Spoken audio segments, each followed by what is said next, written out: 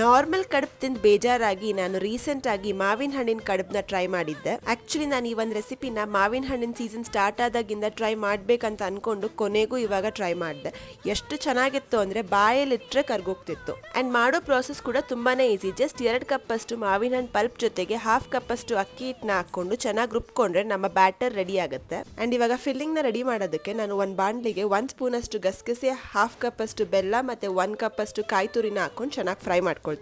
ಇವಾಗ ಒಂದು ಕ್ಲೀನ್ ಬಾಳೆ ಎಲೆ ಮೇಲೆ 1 ಡ್ರಾಪ್ ತುಪ್ಪನ ಸರ್ಕೊಂಡು ಬ್ಯಾಟರ್ನ ನೀಟಾಗಿ ಸ್ಪ್ರೆಡ್ ಮಾಡ್ಕೊಂಡು ಮಧ್ಯದಲ್ಲಿ ಫಿಲ್ಲಿಂಗ್ ನ ಇಟ್ಟು ಆ ಬಾಳೆ ಎಲೆನ ನೀಟಾಗಿ ಮಡಚ್ಕೊಂಡು 5 to 10 ಮಿನಿಟ್ಸ್ ಅದನ್ನ ಸ್ಟೀಮ್ ಮಾಡಬೇಕು. ಅಂಡ್ ನೀವು ಈ ಬ್ಯಾಟರ್ನ ಎಷ್ಟು ತೆಳುವಾಗಿ ಸ್ಪ್ರೆಡ್ ಮಾಡ್ಕೊಳ್ತೀರಾ ಅಷ್ಟು ಟೇಸ್ಟಿ ಆಗಿರುತ್ತೆ. ಅಂಡ್ ಒಂದು 10 ಮಿನಿಟ್ಸ್ ಸ್ಟೀಮ್ ಮಾಡಾದ್ಮೇಲೆ ಸಕ್ಕದಾಗಿರೋ ಮಾವಿನ ಹಣ್ಣು ಕಡುಬು ರೆಡಿ. ಬಾಯಲ್ಲಿಟ್ರೆ ಕರ್ಗೋಗ್ತಾ ಇತ್ತು, ಅಷ್ಟು ಸಕ್ಕದಾಗಿತ್ತು. ನೀವೇನಾದ್ರೂ ಇನ್ನ ಈ ಒಂದು ಮಾವಿನ ಹಣ್ಣು ಕಡುಬನ್ನ ಟ್ರೈ ಮಾಡಿಲ್ಲ ಅಂದ್ರೆ ಈ ಸೀಸನ್ ಮುಗಿಯೋ ಅಷ್ಟರಲ್ಲಿ ಟ್ರೈ ಮಾಡಿ. And thank you for watching.